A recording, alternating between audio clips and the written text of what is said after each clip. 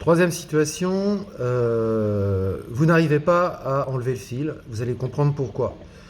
Donc vous coupez le fil, comme j'ai fait tout à l'heure, donc vous allez couper le fil. Et lorsque vous prenez, suivant mes conseils tout à l'heure, le fil, il ne peut pas venir. Pourquoi? Parce que regardez, le praticien, dans sa technique, c'est pas celle que j'aborde souvent, mais a plié le fil dans la partie postérieure. Ce qui fait que si vous tirez en avant, vous ne pouvez pas.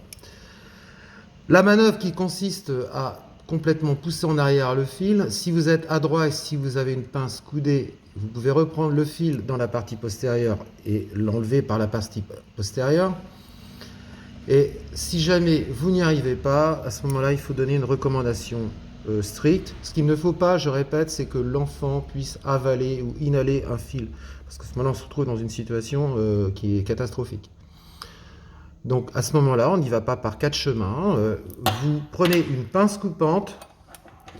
Vous allez prendre la pince de cette manière-là. Voilà, vous voyez, vous êtes à l'avant de la bouche du patient. Donc vous prenez la pince coupante et là, vous allez faire un mouvement de rotation du poignet.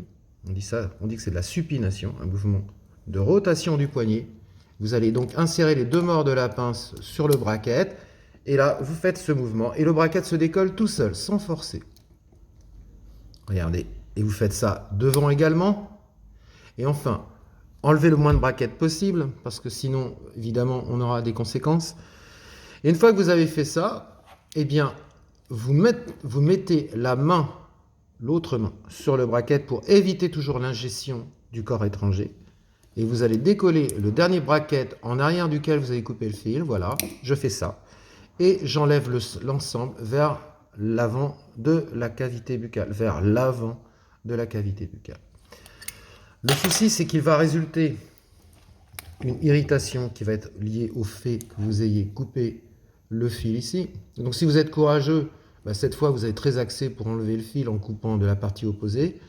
Sinon, l'enfant, jusqu'au prochain rendez-vous, pourra mettre ces petites cires qu'on vous donne.